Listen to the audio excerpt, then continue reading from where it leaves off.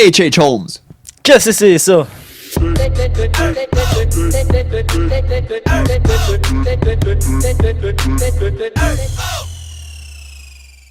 Salut guys, nous autres on est Qu'est-ce que c'est ça? Moi, je suis The Real Solday. Moi, c'est Stephen Desrock. Nous autres, on va te parler de la merde, qu'est-ce qui se passe sur la planète. Fait qu'ouvre-toi une bière et écoute bien comme du monde. Que ça soit de la mythologie C'est paranormal. ou du crime. En gros, on va te conter des histoires fuckées que le monde a vécu. Pour Savoir Qu'est-ce que c'est ça?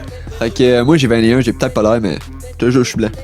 Moi, j'ai 22 ans, puis esti que ça m'énerve, man, au Tim Hortons. Je suis jamais capable d'avoir mon hostie de poutine au Chili. Ils font pas de chili! C'est censé, là, j'ai travaillé là. Ah ouais? Ils font pas. Non. Ou ils en font pas assez. Ah, tabarnak. J'arrive trop tard. Ah ben tabarnak. Fait que mon histoire aujourd'hui, c'est une histoire de crime. C'est H.H. Holmes. Tu sais qui ça? Non, je connais Sherlock Holmes, mais pas H.H. Holmes. Ben H.H. Holmes, c'est pas son vrai nom. C'est Sherlock Holmes, son vrai nom? Non, malheureusement. En tout cas, c'est un gars très connu parce que c'est un des plus grands tueurs en série qui a existé sur la planète. Ben, en tout cas, son record criminel a moins de personnes que qu'est-ce qui a été estimé qu'il a tué, mais C'est qui avoue tout le temps tous ses crimes? ouais, c'est ça. Fait que, dans le fond, H.H. Holmes est né en 1861 sous le nom de Herman Mudgett. Puis lui, son père, il était un peu abusif puis alcoolique. Il se faisait pas mal écœurer quand il était jeune parce qu'il était plus qu'intelligent que les autres à l'école. Ok, fait que dans le fond, lui, il s'ennuyait à l'école. là. Ouais, il était pas bien traité quand il était jeune. Il était tout le temps comme en arrière de tout le monde. Ouais. Mais il était en avant intellectuellement. Fait qu'il se sentait en arrière. Puis il avait une grosse phobie des docteurs aussi. Genre un moment donné, quand il était jeune, les jeunes de l'école, ils ont été l'embarrer dans la salle d'infirmerie à l'école. Puis il y avait un squelette dans la salle d'infirmerie, puis ça y a tombé dessus, puis ça a l'air qu'il a été traumatisé juste pour le reste de sa vie. Ça y genre, est ce tombé jour-là. dessus? Ouais. C'est quoi, il a essayé de le voir après, puis ça y est tombé dessus. Là. Ben non, mais il cognait dans les murs puis tout, parce qu'il voulait sortir, puis ça y est tombé dessus, genre. Je sais pas, j'étais pas là, moi, là. Puis ça a l'air que ça l'a traumatisé à la vie, puis qu'à ce moment-là, il a commencé à être passionné par la mort, parce qu'il pensait à des façons comment tuer ces jeunes-là. C'est de même d'habitude qu'un criminel commence. Ouais. Je sais, si je me suis fait écœurer tellement quand j'étais jeune. Mais il y en a d'autres tueurs qui ont été élevés parfaitement, puis personne ne pourrait jamais penser qu'ils vont être un tueur en série, puis ils deviennent comme genre Ted Bundy. Ouais, c'est le meilleur exemple. Là. Fait que, à l'âge de 16 ans, Monsieur Mudgett, il est déménagé à New Hampshire avec sa blonde pour se starter une belle petite vie. Il a eu un fils avec elle. Il est même devenu genre le vice-maire de la ville. Ok, ouais, fait qu'il est vraiment intelligent. Là. Oh oui, ben c'était pas vice-maire, là, c'était le town manager, mais... Pour faire la job du maire qu'il est pas capable de faire. Tu sais, ça c'est genre à 16-17 ans, là. Quand même, C'est là. jeune. C'est jeune, là, pour être un vice-maire, là. Puis à 21, il s'est inscrit à l'université de Michigan pour étudier la médecine. Ouais, Il avait peur Ça- des médecins, puis là, il va étudier la médecine. ouais c'est un peu... C'est un peu bizarre, mais regarde, ça a l'air qu'il a contrôlé sa phobie à ce moment-là. Pour se faire du cash, ben, vu qu'il étudiait en médecine, il y avait beaucoup de cadavres qui passaient dans leur classe, puis il enregistrait les cadavres pour des assurances-vie, puis il faisait semblant qu'ils sont morts dans un accident, genre, tragique, puis c'était genre son cousin au pire, puis genre tout l'argent ça va à lui, fait que c'est le même qui payait toutes ses études. Ah ouais, il fourrait déjà tout le système. Il fourrait le système de A à Z, genre. Ça commence jeune, ça commence jeune. Ah ouais, c'est-tu? à 21, il a commencé à faire ça. Fait que là, il est sorti de l'école. Là, ça va commencer à aller bien sa vie, puis tu sais... C'est un médecin. ouais, puis- c'est ça. Il commence à se faire du cash parce qu'il y a tout plein de crosses qu'il fait sur le side, puis c'est un médecin, fait qu'il se fait du cash pas Dans mal. ces années-là, il y a tellement pas de système de sécurité que c'est plus facile de fourrer le système qu'aujourd'hui en 2021 parce que faut vraiment y penser là. Fait qu'il a décidé d'abandonner sa femme puis son fils pour être capable d'être le plus gros crosseur au monde, ok? Il a décidé que lui, il faut qu'il se promène partout au monde pour être le plus gros crosseur, ok? OK. Il a tout plein d'affaires en tête, puis c'est un gars intelligent pareil, là, fait que... Il s'est dit, va marquer l'histoire. Ah ouais.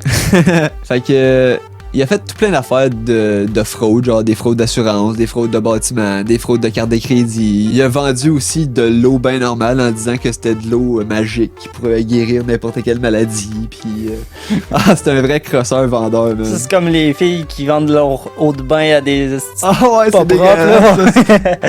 J'ai vu ça sur YouTube et tout. Ouais. C'est dégueulasse, ça va. Ça marche en plus là. Fait que s'il y a des filles qui écoutent ça là, vous savez comment faire du café en 2020. Mais il kidnappait aussi des enfants. Ben là, c'est plus de la crosse, là, c'est Non. vraiment de la criminalité. Ouais. Fait que là, un moment donné, il travaillait dans une pharmacie, puis il a donné des médicaments qui ont fait mourir un petit garçon.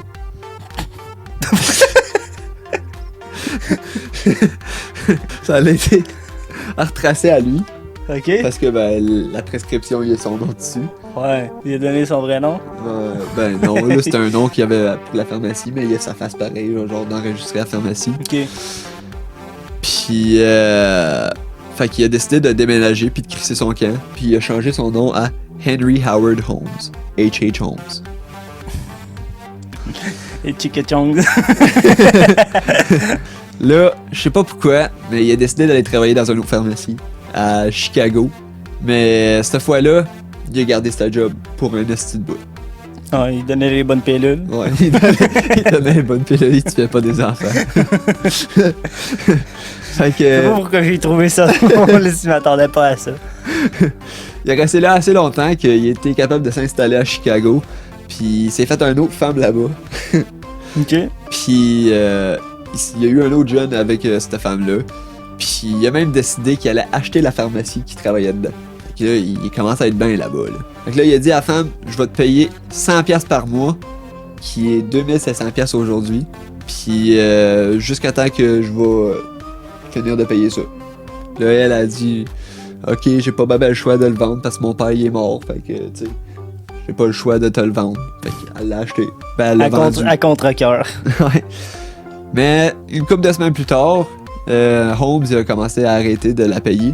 Ok. Fait qu'elle a décidé d'aller voir chez eux qu'est-ce qui se passait, genre investiguer un peu de son bord avant d'appeler les polices parce que il a juste manqué 2 paiements, c'est juste louche. Ah, là, tu sais.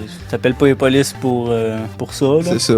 Fait que là, c'est là où que ça commence à être un petit peu plus hardcore ces crimes. Ouais, il était en calice ou. Ouais, ben, attends un peu.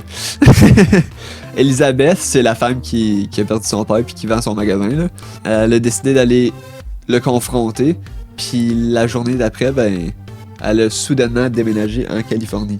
Ouais, elle a disparu, là? Ouais. ou- Elle a disparu. Puis c'est les informations que M. Holmes a fournies aux polices.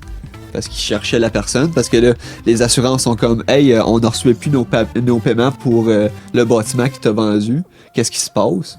Puis là, c'est genre, ouais, ben, je suis déménagé en Californie, puis j'ai laissé le contrat à lui. Fait que c'est rendu à lui, puis il a plus besoin de me payer. Posez donc même pas de questions dans le temps. Dans le temps, il posait vraiment pas de questions. Là. Ah, c'est ok. Fait que c'est, ok. Ouais, c'est ça, ok. C'est ton magasin à ce Ça a temps. l'air quelqu'un de fiable, là. J'aimerais qu'on va te faire confiance. là. Fait que c'est ça, là, il s'était rendu sa pharmacie à lui, puis il se faisait du cash avec ça. Couple de mois plus tard, il a décidé d'acheter le lot qu'il y avait en face de sa pharmacie, puis il a décidé de faire construire une hôtel géante, là. Elle était tellement grosse que le monde, il appelait ça le château. C'est donc bien riche. C'était 1 bloc de long, puis 3 étages de haut. Chris, il est riche. Ah Ah, ouais. ben, à force de crosser du Hey, monde. il faisait tellement de cash avec tes crosses, là. Ben ouais. Il te vendait seulement des Advil à 70$. Mais le nom de son hôtel, c'était le World's Fair Hotel. En français, ça veut dire quoi? L'hôtel du Festival du Monde. Wow! Ouais, Quand même. cool, hein? Ça s'appelait ça à cause que ben, le World's Fair, le Festival du Monde, Mhm. il passait dans la ville cette année-là. Ça, c'était le festival le plus populaire qui existait dans cette époque-là. Fait que son hôtel se remplissait, là. Exactement. Ouais. Tout le monde voulait aller là. Sur le Festival du Monde, on va aller à l'hôtel Festival du Monde, hein? Si! C'est rien que logique, Chris. Ben ouais, Puis l'hôtel est flambant neuf, Tu tabarnak. s'en vas pas à mon hôtel Roger Montpierre, là? L'affaire qui est spéciale de cette année-là en plus, c'est que c'est cette année-là que Thomas Edison il faisait une présentation sur l'électricité. Fait que Ah là, ouais, en même temps en que même temps, cette Tesla année-là. tout ça. Exactement. Mm. Fait que là, son hôtel avait de l'électricité aussi dedans, puis il a fait des choses spéciales avec ça. Fait que là, il a déménagé sa pharmacie dans son hôtel. Il a déménagé ça dans le sous-sol. Puis il a aussi fait une bijouterie à côté. Bon, on posera pas trop de questions, là. Ça rapporte, fait que bon. Regarde. Fait que l'hôtel était fait un peu pas mal bizarrement aussi. Là. Je veux dire, les couloirs amenaient pas mal nulle part. Les portes il ouvrait, mais seulement par l'intérieur ou seulement de l'extérieur. Il voulait faire comme Manoir Winchester, mais version moins d'inspiration. Ouais, un peu moins hardcore que le manoir Winchester parce qu'elle essayait de mindfucker des fantômes. Ouais, non, c'est ça. Puis il y avait aussi un escalier qui amenait à un mur de briques. Fait que, tu sais, c'était un peu nowhere, mais regarde, c'était ça. Il y avait aussi un système d'alarme qui était installé dans son château avec des petites clochettes pour savoir s'il y avait du monde qui fouillait ou qu'il fallait pas. Parce que dans le fond, la grosse crosse de ce château-là, c'est que quand tu rentres pis que t'es un client, pis tu veux coucher dans cet hôtel-là, faut que tu signes un contrat qui est dans le fond une assurance vie. Puis c'est dans le fond pour ta sécurité. Parce que s'il y a quelque chose qui se passe pendant que le festival se fait ou peu importe, là tu vas être assuré avec l'hôtel. Ben ouais, hey Chris, c'est une belle offre, hein? Si tu meurs, ben l'argent va tout à Monsieur H.H. Holmes.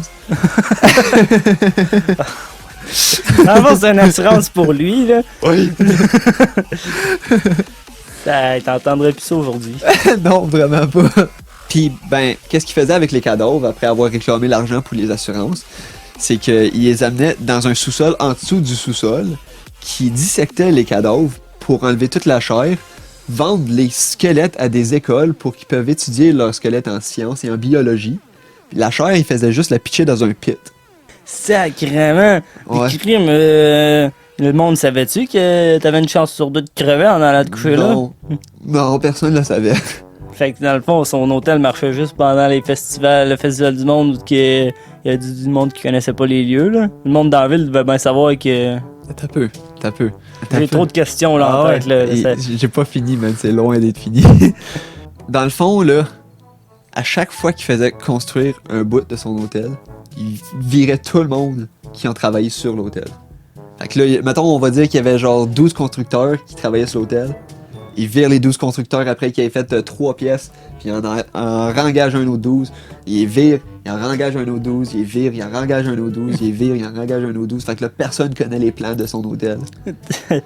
Toutes les pièces de son château sont toutes insonorisées, puis toutes scellées, puis tous les systèmes de ventilation sont tous attachés avec un système de gaz. Pour que c'est capable de tout gazer ses clients one shot. Sacrément. C'est intense, je te dis, ce gars-là, man, là, il a pensé à tout. Mais il tuait pas tout le monde vite de même, là, tu sais. Des fois, il aimait ça prendre son temps, là. Fait que dans son office, il y avait genre un gros crise de coffre-fort géant qui avait attaché genre un système de ventilation à l'inverse pour qu'il soit capable d'emprisonner le monde là-dedans puis enlever l'air lentement puis les regarder pendant qu'ils... Que ben, eux autres, ils se rendaient pas compte qu'il manquait d'air, là. Ouais. Genre, tu commences à filer mal, puis tu tombes dans les pommes, puis tu meurs, là. Ouais. Tu t'en rends pas compte, là. Mais c'est de la torture quand même. Parce que Ben le monde ouais. il criait puis il faisait ses murs quand il le remarquait puis... Ah ouais, t'es trop tard. C'est ça. C'était hardcore en tabarnak. Il y avait une salle complètement dévouée à la pendaison. C'était vraiment juste genre tout plein de cordes avec des boîtes en dessous. Puis toutes les pièces étaient riguées avec des genre, tu sais comme des affaires pour la poubelle. Là. Ben lui il avait des chutes à poubelle pour se rendre à sa salle de dissection. Fait que quand que le monde sont morts, ben il fait juste les pitcher dans le trou puis ça se rend à sa salle de dissection. Fait que là, il peut faire le reste qu'est-ce qu'il veut avec. C'est hardcore en tabarnak. Il y avait aussi une des chambres dans l'hôtel qui avait une trappe en dessous du lit.